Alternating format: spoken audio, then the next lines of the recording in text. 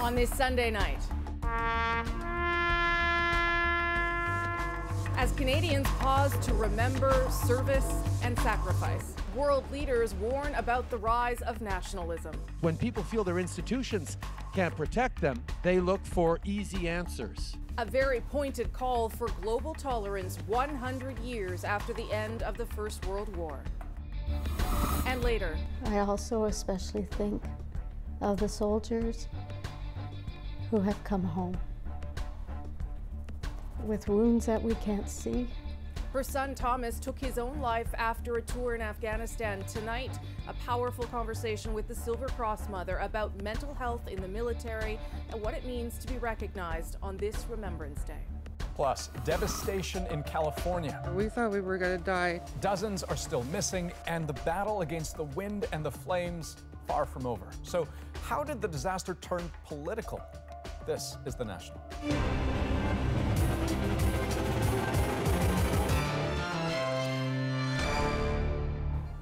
100 years ago today, millions of men laid down their guns, the armistice, bringing an end to the First World War.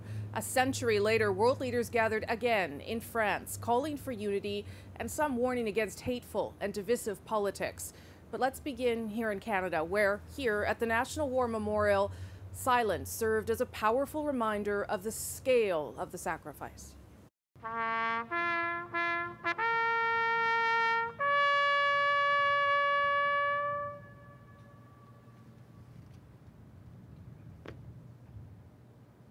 How do we show gratitude to our veterans? By embracing them, by hugging them, by expressing our appreciation to every veteran we meet, in all places and at all times. By teaching our children how much in their debt we always will be. We reflect on the notion of a world war. We ask, if the world can be at war, is it not possible for the world to be at peace? The National Silver Cross Mother, Ms. Anita Senarini, is the mother of the late Private Thomas Welch. He was the first Canadian soldier to die by suicide after serving in Afghanistan. Anita represents mothers who've lost loved ones to suicide as a result of battlefield wounds that we can't see. And I think all of us proudly stand with her to recognize that phenomena, that horrible phenomena, and honor them as well.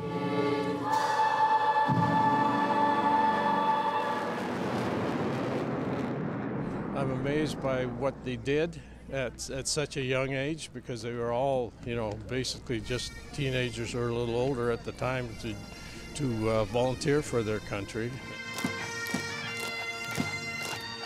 I think it's important to go back, remember our values, remember what we've learned from the past, and moving forward, don't lose sight of what they fought for. Learning from the past and moving forward is why Prime Minister Justin Trudeau and 60 other world leaders were brought together in France, where the armistice was signed.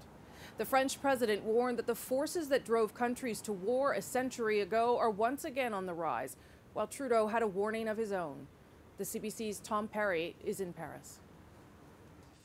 100 years since the guns fell silent, world leaders came together in a show of unity.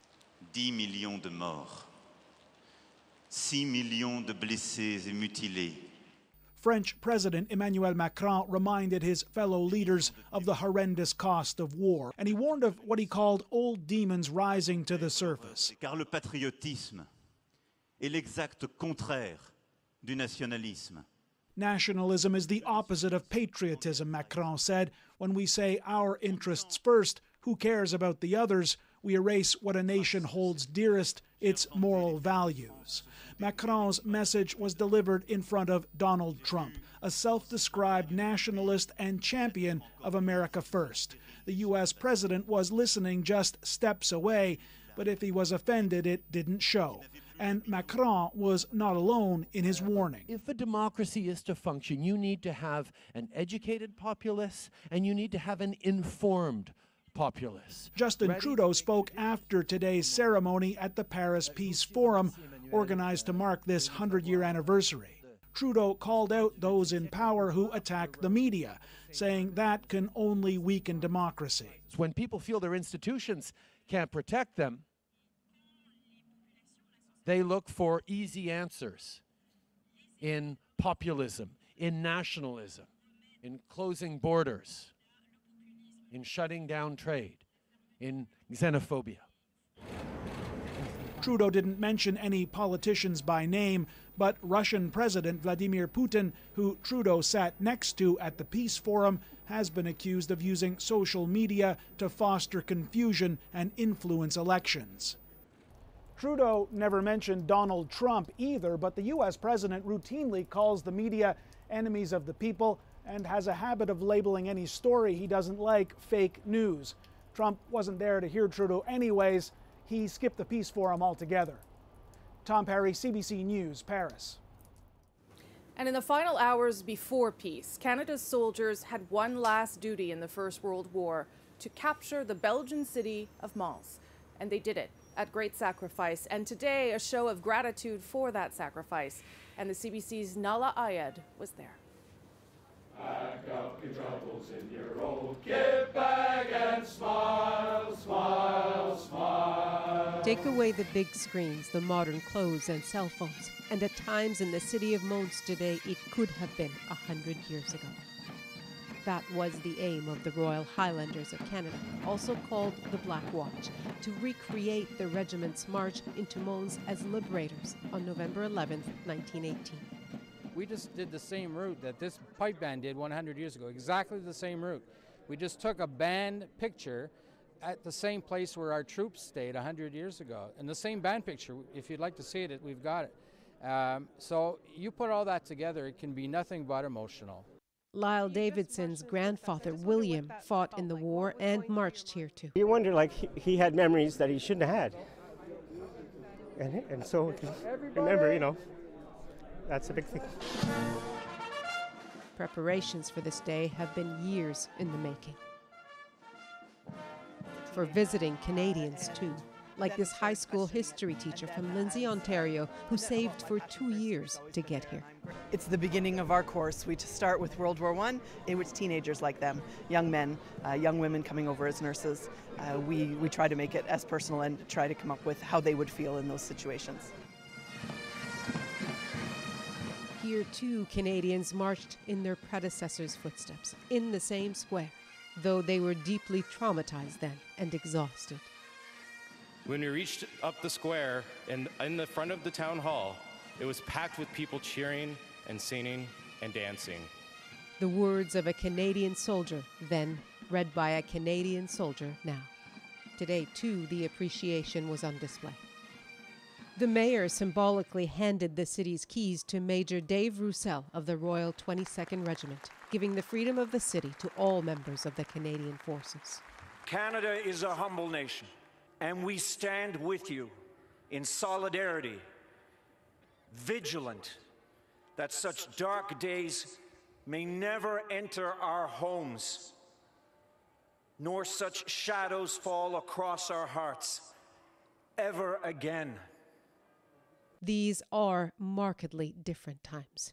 But then, as now, the peace is precious. Nala Ayed, CBC News, Mons, Belgium.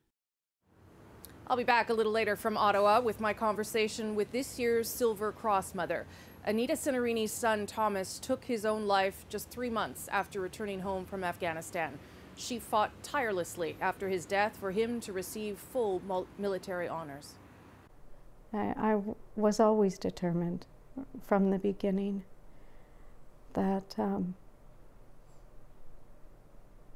and believed that Thomas's death would be classified as being attributable to service, and to lay him to rest in a place that not just honored who he was as a person, but to have his ashes rest in a place that fun to give him honor, the honor that he deserved. We also talked about the moment that she knew her son was going to war, Andrew, how it changed him, and the importance, of course, of breaking down the stigma around mental health in the military. That's all still ahead on the National. But first, let's go over to you there in Toronto. Yeah, of course, Rosie. We are keeping a close eye on those wildfires burning in California tonight. Welcome to my home in Malibu. The danger is far from over. From the wealthy suburbs of LA to Butte County in Northern California, firefighters are still struggling to contain 3 devastating fires because hot, dry winds returned to the region today. Already, at least 25 people have been killed and thousands of homes destroyed, most in a town called Paradise, obliterated by fire. And whereas Kim Brunhuber reports, residents had a harrowing journey to safety. Just imagine fire on either side of the road, flames licking the undercarriage of your car, then your car dies. We were just sitting there. We thought we were going to die. If we would have waited 5 more minutes, we wouldn't be here today. Lining the roads today, a ghostly caravan of cars abandoned by those stuck in gridlock. It was faster to run. 160 kilometers north of Sacramento, more than 6,000 homes gone. Fire devoured neighborhoods in minutes. The quaint town of Paradise reduced to ash and rubble. There ain't nothing to go back to. And, you know, we're basically homeless right now. Now a frenzied, desperate search for the missing. And a slow, meticulous search for the dead. In Southern California, 2 more fires, smaller, less deadly, but growing fast. 250,000 people ordered to evacuate their homes. Whole towns suddenly emptied. It's hard to process, and it's just, it's just massive loss in such a short amount of time. Tyler Turquin stayed to fight the rapidly approaching fire from his rooftop. His home survived. Others did not. We thought we were ready. We'd hosed everything down, but when it came over this ridge right here behind us, it was a 100-foot wall of flames. In this wealthy enclave of Malibu, a beach has become a menagerie for animals owners left behind. A mansion pool, a fill-up station for water bombers. The hot, dry Santa Ana winds show no sign of letting up. We're expecting similar fire behavior and winds tomorrow. From some who lost everything, a promise they will be back. You gotta be strong, We rebuild. This is where we live. A firefighter rescues an American flag, careful not to let it touch the ground, drapes it carefully over a mailbox for those who will return. Kim Brunhuber, CBC News, Los Angeles. Now, some in California are accusing the U.S. president of adding insult to their injury after he tweeted about the fires. Now, Donald Trump seemed to blame state officials for the devastation and issued a threat. Paul Hunter has that story. Truth is, there's long been a debate in California over forestry management, but experts insist there's no single cause to what's happening there right now. Rather, it's a mix of things, including that, but also climate change, dry weather, high winds, and urban growth. Adding, most of California's forests are managed by the federal government anyway. And yet, tweeted the president Saturday, there is no reason for these massive, deadly, and costly forest fires in California except that forest management is so poor, threatening to cut billions in federal money to California unless, as he put it, they remedy now. Or, as he tweeted today, get smart. All of this while Californians watch the flames grow. This late in the fire season to have this kind of devastation, it just takes your breath away. Adam Schiff, Democratic lawmaker for LA County, today slammed Trump for threatening to pull federal money, suggesting it's political payback for a state that broadly rejects Trump's policies. This just goes to show how little he understands the job he has, that he would be punitive at a time like this rather than coming to the defense of people facing the worst disaster of their lives. He is only the president, I think, in his view, of those who voted for him. The rest he could care less. In a rare sign of partisan consensus, even a key Republican today urged Trump to ease up. Now it's not time to talk about cutting off money. With all due respect, we're going to help our friends in California. They need help. Celebrities joined in, among them singer and Trump critic Katy Perry, who called the president's comments heartless. Even firefighters pushed back. The head of the state's largest firefighters group called Trump an idiot, labeling his tweet ill-informed and shameful, adding, Now's the time for support, not recrimination and blame. Paul Hunter, CBC News, Washington. New revelations tonight about the murder of a Canadian man in the Philippines. Barry Gammon was shot to death this past June. A Fifth Estate investigation has revealed he was killed following a dispute with church members in the Philippines. The Iglesia Ni Cristo, as it's called, has millions of followers around the world, including Canada. Bob McEwen investigated the church, its connections to Canada, and allegations its members in the Philippines are tied to financial irregularities, kidnapping, and murder. Lucy Gammon is searching for the man who killed her husband. So, Lucy, we try to get as many pictures as we can. Until recently, she and her Canadian spouse Barry lived in the Philippines. They'd built their dream home and had a son. It was a peaceful life until a church went up next door called Iglesia Ni Cristo, known as INC. That's when an escalating dispute began about construction and traffic noise 24/7. 3 o'clock we're awake. Our son is awake. How are you gonna have peace in that? You're on my property. Barry recorded this confrontation with an INC member on his phone. We're not done. I will see you in court, asshole. Then last June, another man appeared with a gun. This guy came in and just shoot him. Just keep on shooting and shooting. Barry Gammon died of his wounds that night. Based in the Philippines, with over 80 congregations in Canada, the church has millions of followers worldwide, and increasingly, allegations against members of financial impropriety, kidnapping, murder. No one knows that better than Lowell Menorca, a prominent INC minister, until he was accused of leaking church secrets. They frisked me, handcuffed me, and put a jacket over my head, dragged me out of the compound. Eventually, Menorca escaped and fled to Vancouver, given refugee protection, when Canadian authorities agreed the church had both the means and the motivation to kill him. Today, he's helping Lucy Gammon and her 7-year-old son, JJ, to settle in Canada, too, and to find her husband's killer. So I wanted to ask you, Lucy, are you absolutely sure that this is the guy who shot Barry? Yes, I'm 100% sure it's him. I know it's him, and I can feel in my heart it's him. Me too. You too? Are you sure that's him? You saw him? Okay. The man Lucy identified has INC connections, and a local police report agrees that the fatal attack on Barry Gammon could well have been triggered by his dispute with members of the church. INC itself denies involvement in that murder or in violence of any kind. I promised my husband that I will not stop until I find justice for him. Now in BC, Lucy Gammon has gone to the federal government, hoping Canada can spur Philippine police to find and hold accountable the man who she says killed her husband. Bob McEwen, CBC News, Vancouver. CBC News has been in touch with Global Affairs Canada, and they say they are in contact with local authorities in the Philippines to gather additional information about the murder of Barry Gammon. Okay, here's a look at other stories we're following tonight on The National. Some of the 82 Canadians who survived a crash landing 2 days ago at an airport in Guyana are now back in Canada and telling their stories. People are like screaming, they're cursing, they're praying, they're like, oh my God, there's like so much chaos going on at the time and it just wouldn't end. And these are the big spikes, concrete spikes that broke the wheels off.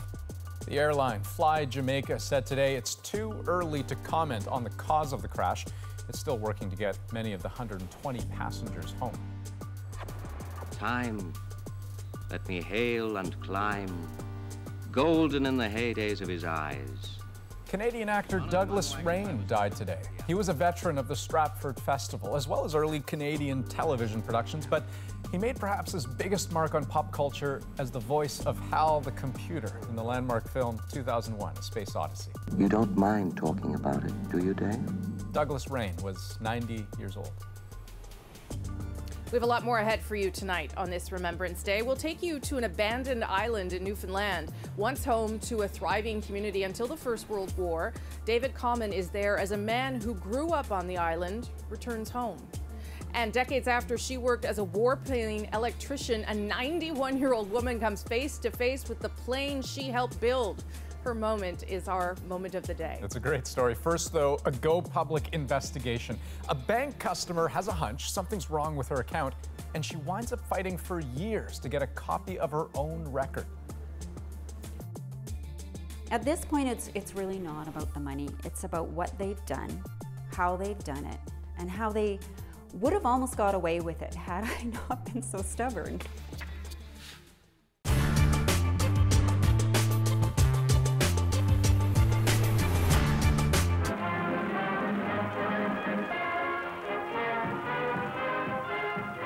Far from the din of battle stands a Canadian General Hospital housing some of Canada's casualties recently arrived from France. A welcome visitor comes to its doors.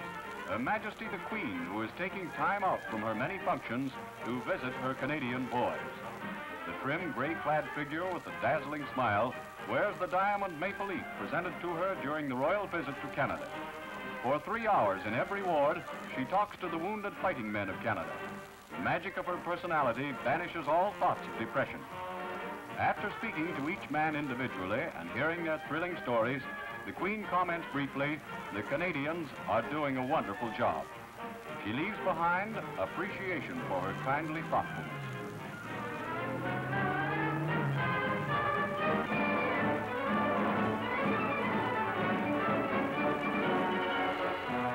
To dockyards across the Dominion, Canadian girls flock to answer the call of the United Nations for ships and more ships.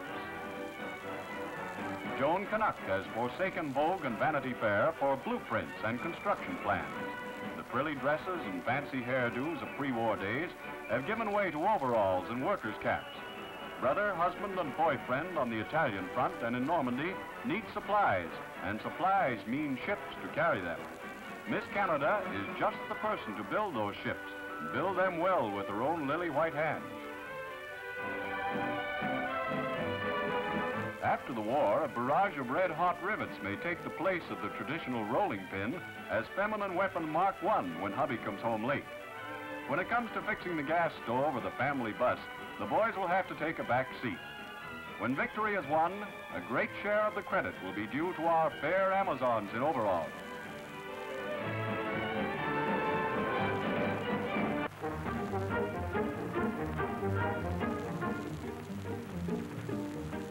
The convoy at sea represents the lifeline of our forces in the field. To maintain one fighting man in action, it requires 19 other men behind the scenes.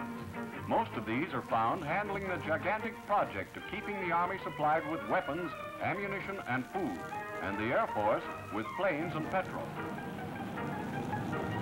Under the Navy's protecting guns, all manner of craft are brought into use in the never-ending battle of keeping supply dumps filled. As soon as a beachhead is established, cargo vessels which are standing by commence pouring out their quota of stores.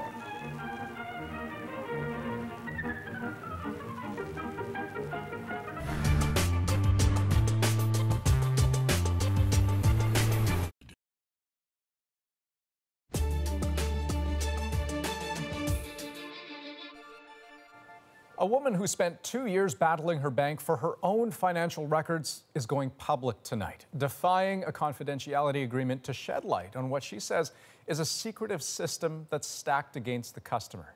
She told her story to Rosa Marcatelli. So this is some of my files. All that paperwork is the result of 2 years of fighting CIBC for her own account record, a record Rhonda McMillan believed would confirm unauthorized activity on her account. I'm pretty persistent, but I was getting, worn down. After filing a complaint with the bank's ombudsman, she finally got the document, but had to sign a confidentiality agreement, promising not to tell anyone anything about what the document revealed or the investigation. She contacted Go Public anyway after seeing that bank slip and believing it shows CIBC employees made unauthorized transactions, moving money around and reopening an account she'd closed. You fight to get your own bank document for 2 years. Yeah. There's a signature you don't recognize on that bank document. Then the bank says, we'll give you some compensation, we'll give you some money, but you can't tell anyone about this. That really bothers me because at this point it's really not about the money. It's about what they've done, how they've done it, and how they would have almost got away with it had I not been so stubborn. She'll likely never know why it happened. After waiting so long to get that bank record, she says the bank told her too much time had passed to get answers. Consumers are getting thrown under the bus here. This consumer advocate is calling for one independent complaints resolution service all banks have to use. Right now, big banks have their own, and they get to pick and choose which of two national ones they want to investigate consumer complaints. We have a situation where essentially banks get to choose their referee. And they're consistently choosing now the referee that investigates fewer complaints, that finds fewer of those complaints in favor of customers. The federal government recently proposed legislation it says will make the banking complaint system more transparent. It doesn't include a plan for one dispute resolution service. I want people to know what happened. Maybe it's happened, to other people. CIBC didn't respond to GoPublic's specific questions, but in a written statement, it says it strongly disputes the nature of the allegations. Rosa Marcatelli, CBC News, Calgary. I'll be back right after the break with more from the National War Memorial. I sat down recently with this year's Silver Cross mother. We spoke about her son who died from suicide after returning home and how his time in Afghanistan changed him forever. I was assured that because he was so young, and this was his first deployment, that what he was experiencing was normal, and wasn't normal to me as his mom who knew him.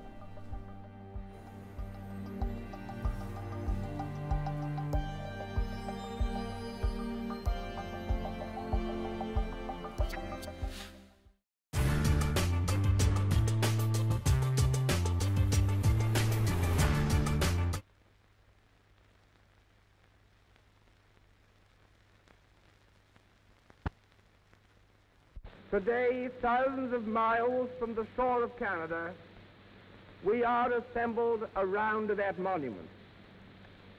Yet, we are not on alien soil. For this glorious monument, crowning the hill of Vimy, is now and for all time a part of Canada. All the world over, there are battlefields, the names of which are written indelibly on the pages of our troubled human story. It is one of the consolations which time brings that deeds of valor done on those battlefields long survive the quarrels which drove the opposing hosts to conflict. Vimy will be one such name. Already the scars of war have well nigh vanished from the fair landscape spread before us. Around us here today there is peace and the rebuilding of hope. And so also in dedicating this memorial to our fallen comrades, our thoughts turn rather to the splendor of their sacrifice and to the consecration of our love for them, than to the cannonade which beat upon this ridge a score of years ago. In that spirit, in the spirit of thankfulness for their example, of reverence for their devotion, and of pride in their comradeship, I unveil this memorial to Canada's dead.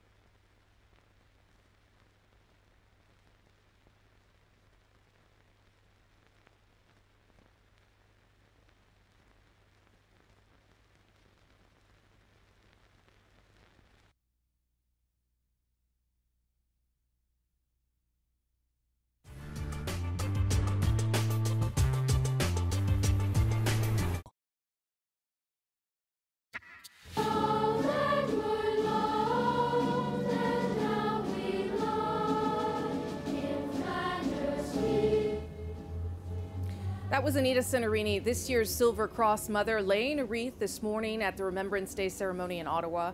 For 98 years, the cross was presented to mothers of Canadian soldiers killed during active duty. But this year marked the first time it was given on behalf of a soldier who died from suicide after returning home. Private Thomas Welch took his own life on May 8, 2004, at the age of 22. He was deemed the first veteran of the Afghanistan mission to die by suicide, but he was certainly not the last. I visited Anita Cinerini at her home in Winnipeg to talk about Thomas, what he means to her, and what he went through. So when they asked you to become the Silver Cross mother, why did you agree? Because of the season that we're in this country. At a national level, the awareness to mental health, the awareness of mental illness, and within the military, the awareness of mental illness and operational stress injuries, the number of soldiers who've come home from Afghanistan and have taken their own life. Tell me what Thomas was like. He was a very loving individual. He had a huge heart. When you say he had a huge heart, how did that manifest itself? He loved easily, and he was very compassionate and caring to people and their situations. He was protective of the people that he loved, especially the women that he loved. He took his sister to her prom. Oh, really? He escorted her in his formal uniform. Wow. He loved being in nature. It wouldn't be beyond Thomas to say, "Can we go to the waterfall today, Mom?" And we'd all go, and we'd all wander off and sit on our own special little rock. So why did he decide to join the military? Because it's not something that's in your family. It's not something you passed on to him. Where did that come from? Thomas decided that he would join the military, and he would do the 3 years, and then he would leave, and he would have some experience, a foundation that he then could work towards becoming a police officer. And that's how it started. Was there something around 9/11 too, where he saw? Yeah. So he signed up in the end of August 2001, and September 11th, we were in the living room, Thomas, Jacob, and I, and we saw the news footage on television, and we were both shocked and horrified. And I started to talk right away about, what this would mean. And Thomas said that he was pretty sure that he would have to go to war. And I said, "Thomas, you don't have to stay in the military, you can leave." And I was crying. Just the thought of him going. And he came and he sat beside me.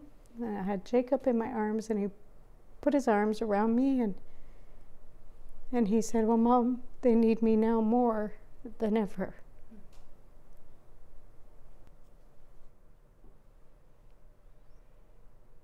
When he was over there, did you realize immediately that he wasn't doing well? He came home in October for his leave, and it was then that I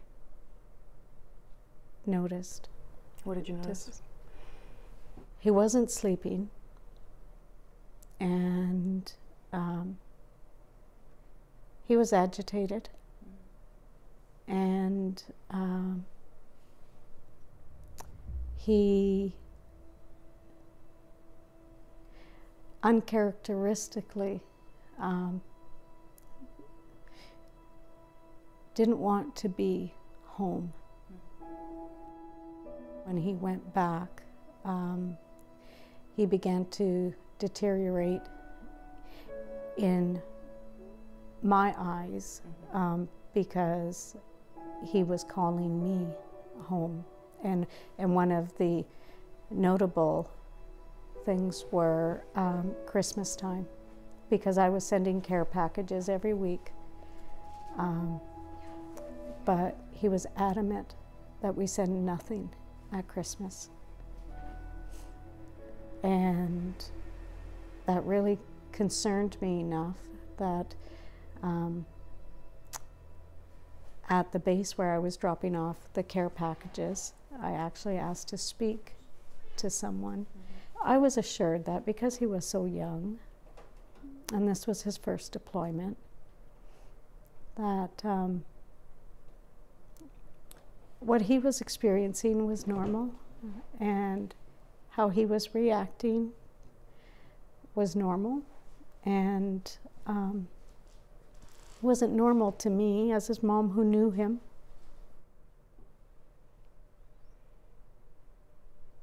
When he came back, did you see him right away? Did you talk to him?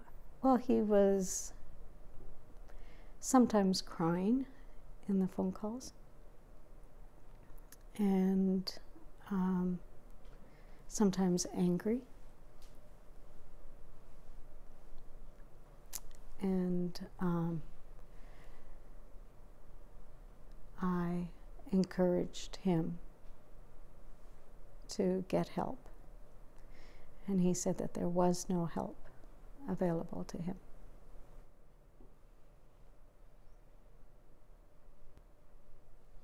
It took a long time for them to give you any answers, right? It took a long time for the answers and for them to recognize why it had happened. Yeah, it did. I believed that Thomas suffered while he was in Afghanistan. And he came home, and he didn't receive the help that he needed. I knew that. I believed it. It was the truth that I knew in my heart. And somehow I just knew that one day the truth would come out. Thomas's ashes are still here, and it's been 13 years, 14 years? 14 years. 14 years since his death. Yeah. And you held on to them, and now that there is, closure's a weird word, but there's a conclusion to that part of the story. Can you let them go? Can you bury the ashes? Can you? Yeah. Everything is a process.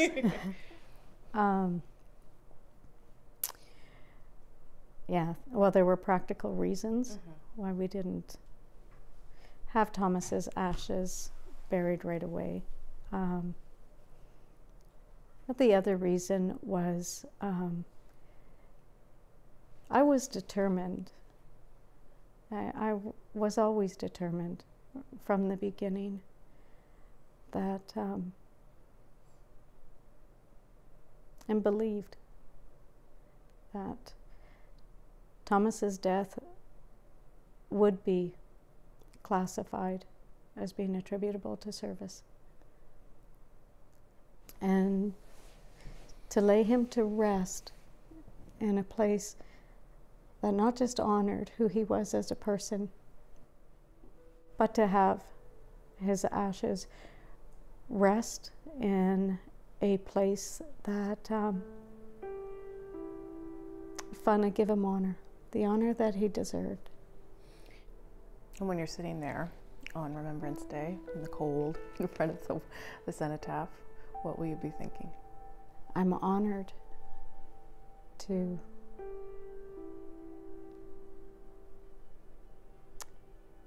represent other mothers who've lost a son or daughter in service to their country. But I also think about the soldiers who have their boots on the ground right now.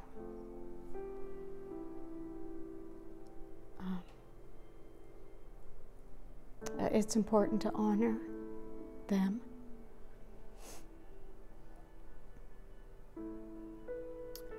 But since Thomas's death, I also especially think of the soldiers who have come home with wounds that we can't see, that they deal with every day. He'd be proud of you. I hope so. Private Thomas Welch's death by suicide is far from an isolated case. Since 2010, 130 Canadian soldiers and veterans have killed themselves. Research has shown that young male former soldiers are 242% more likely to take their own lives than the general population. And last year, the Liberal government released a suicide prevention strategy involving both Veterans Affairs and the Department of National Defence to try and reduce the number of suicides. We often talk about how parts of Europe were changed forever by war, but up next, we're going to show you how a small community here in Canada was destroyed in the wake of the First World War, and we'll make the journey back to Newfoundland, the island, with a man who grew up there. Those boards there? Yeah. That's the church. It blew down. It's almost like a living museum. The more you read about it, you can almost see the life that was here.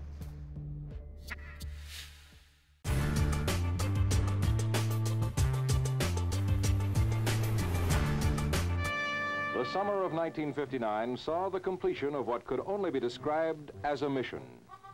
For those who were there, the names of Hill 70, Ypres, and Passchendaele recall memories of the bloody and bitter struggles of World War I. One man's memories held one nagging piece of unfinished business. During the Third Battle of Ypres, Guilford Tiny Seymour had come into possession of 2-gallon jugs of the finest Army-issue rum. When his outfit, the 7th Battalion of the Canadian Expeditionary Forces, moved out for battle, the jugs were too big to drink and too big to carry. Tiny hurried them away, buried them, and decided to come back when things had settled down. It was 43 years later when he had the chance to do so, and he did. On a trip to Europe with his wife, Tiny walked to an unmarked spot near a hedgerow in Belgium and began to dig. And there they were, just as he'd left them 43 years earlier. Mission accomplished, and skål. Our first guest is a man with a great memory, Guilford Tiny Seymour.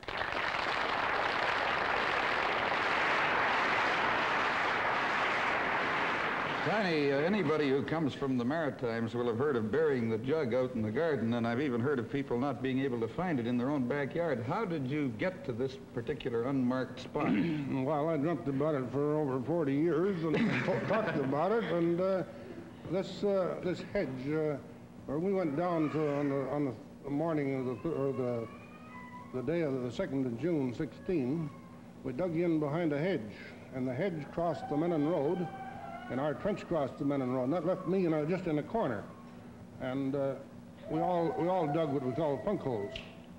And you were able to, those would have been gone when you went back this time. I was given these 2 jars of rum by one of our captains to take back to Major Ford. Well, Major Ford had been knocked out, and I tried to tell him that, but he was in a hurry to get him moving. He said, never mind that, take him back. So I took him back. I came into them properly. I thought to myself, well, I might come out of this, so I buried them in my funk hole, figuring on coming back, but there's only 29 men and 3 officers came out of the charge, and 4 men in my company.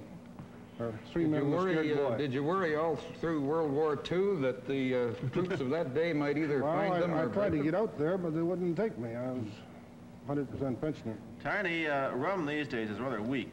What was the proof of the rum that you buried? It was about 60% overproof. 60 overproof. Well, that's more like it. Now, what I want to know is, where is the rum now? Is there any left? There's a gallon at home, and it's going to be drunk on the 12th of November at our regimental reunion in the Georgia Hotel in Vancouver. What happened There's to the going to be first? a lot too many there to drink 1 gallon, I'm going to tell you that. It's a good thing it's 60 overproof. It's going to go around a regiment. Well, it was taken off me in Montreal, and on the way through, all the customs men happened to be veterans. They all did a little sampling, I think, and it's they told me it was 30 OP now. Oh, I see. It's. I think they sampled it and added a little to it. Charlie, at least Tiny, on this evening, you were a pretty big target.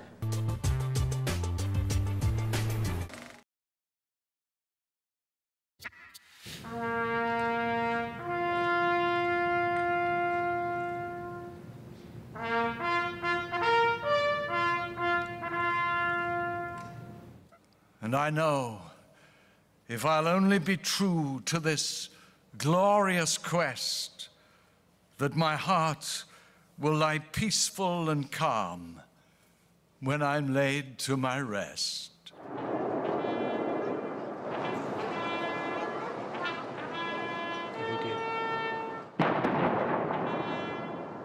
At the going down of the sun and in the morning, we will remember them. That was how people across Canada honored Remembrance Day today. But one man chose to mark the occasion in a different way.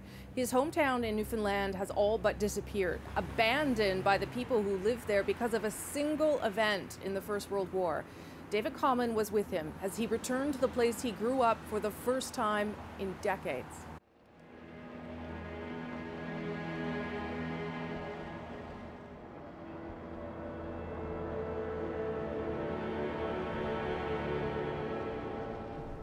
This is a journey back in time.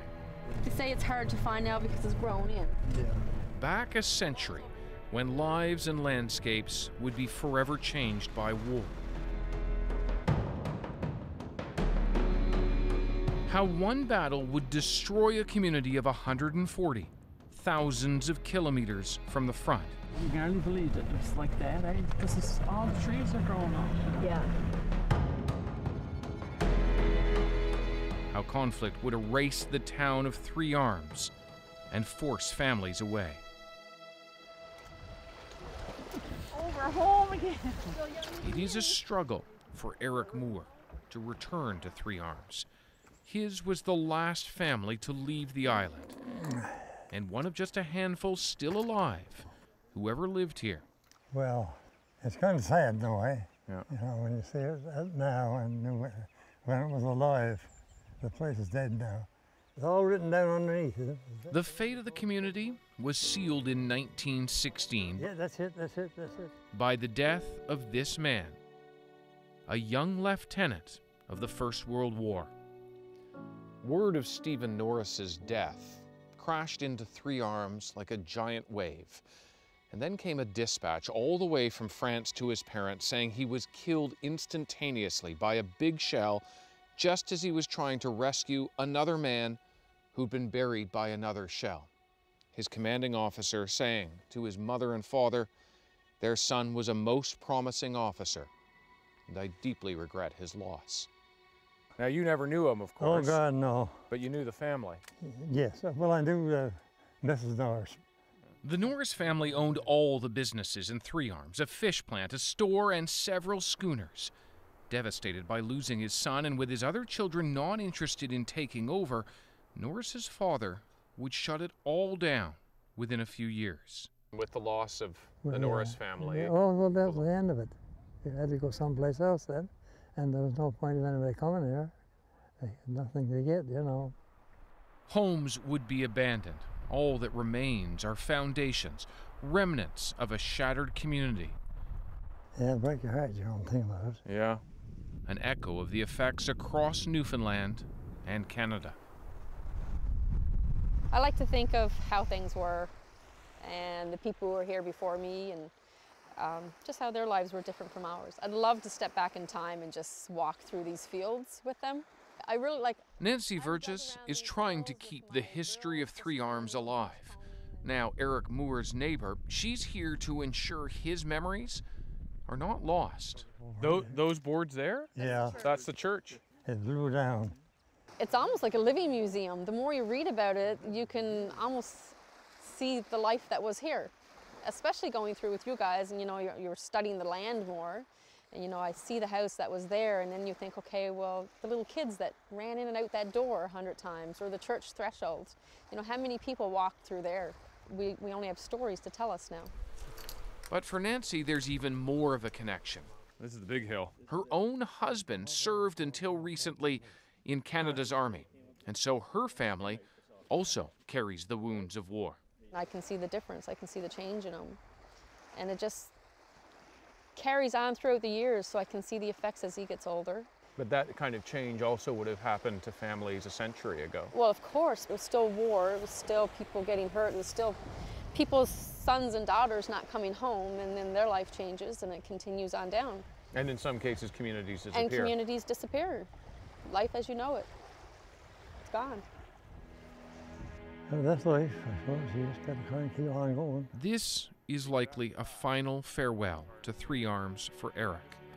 Age has made the journey a challenge. Pulling himself back in the boat, leaving the home taken from him by war. He wept on the boat ride out, thankful for one last look. David Coleman, CBC News, Three Arms, Newfoundland. What an incredible piece of our history that David brought us there. We'll be right back with our moment of the day. Tonight, it's a reunion of sorts as a woman who worked as an electrician during the Second World War takes a trip down memory lane. First, though, as we go to break, a preview of a new podcast that Ian's been working on. The first episode's dropped tomorrow morning, and we'll have special coverage right here on The National tomorrow night. Take a look. CPA 21, how do you read? CP 21, Vancouver, do you read?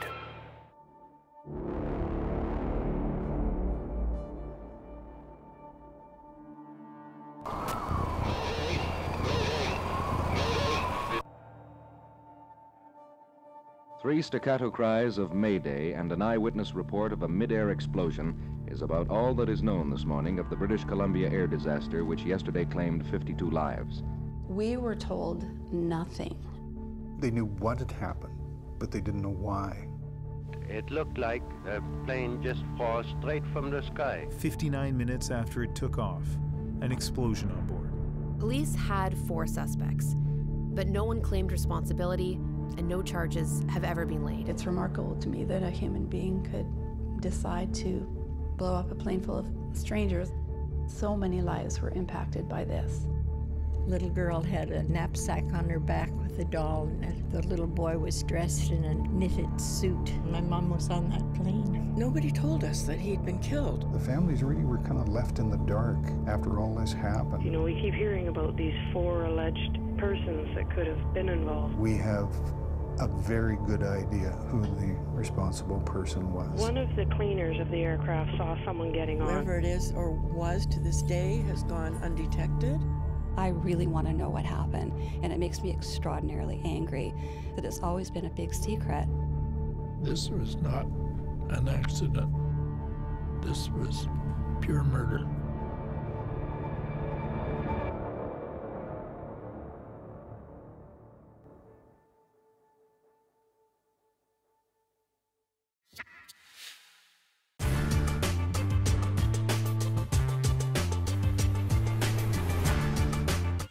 Tonight, meet 2 men who covered war with a crayon. Historians with a difference. 2 men who traced the personally experienced events of 2 wars in their dog-eared sketchbooks. Perhaps the world's best-known war cartoonists, Bruce Bairnsfather and Bill Mauldin. It's 40 years since Bairnsfather's war ended, 13 years since Mauldin's came to its double finish. Yesterday was the day allowed for the act of recollection. And weekend editor Gregory Clark had a few thoughts about remembrance. How little war really means to us is best demonstrated in the fact that we set aside 1 minute of silence out of the 5,256,000 minutes of the year as a mark of respect and mourning for the 58,000 Canadians killed in action in the First War and the 39,000 in the Second War. We declare a whole day for remembrance, but we gravely suggest 1 minute for silence, and hardly anybody remembers. Thus likely is war brushed off by all save the true mourners, and even some of them forget. For reasons of convenience, many of the formal observations of November 11 were held on Saturday and Sunday, November 8th and 9th. A woman of my acquaintance lost her husband in the First War and her son in the Second. She was invited to attend ceremonies on each of the 3 dates, one by her husband's regiment, one by her church, and one by her son's school principal. I offered to be her escort on each or any of the occasions. As a matter of fact, she said, declining, every day is Remembrance Day with me, every day, every night, all the years through. War, you see, except for the brief time it rages, is not a public matter at all. In the long view, it's almost entirely a private matter. And so it was for Bill Malden and Bruce Bairnsfather. By accident, their private view of war became familiar to millions, but remained no less private. Bruce Bairnsfather was a man of elastic temperament. No amount of fatigue, hardship, peril, or pain could quench his vital spirit or reduce his exuberant sense of humor. Before 1914, he'd been many things, now a regular soldier, now an engineer. He had no thought of sketching except for mischief on walls, shirt cuffs, or tablecloths. Without the war, he might never have put pencil to paper for publication, but the war insisted. Charles Templeton met him for close-up. This is your most famous drawing, the better old, isn't it, Captain Bruce? I suppose it is. Everybody seemed to take to this one more than any other. How did it come to be drawn? Well, did you see some incident like this? Yes, I happened to be in a battle and was trying to get out of it, to be perfectly candid, and I was running about this field, and as I did so, I saw a whole crowd of fellows stuck in a shell hole together, not only 2, but several of them, and it all struck me as very pathetic to see anybody in such a predicament. Nobody knew whether the war was over there or over here, and I thought this thing over for some time and nursed the idea in my mind.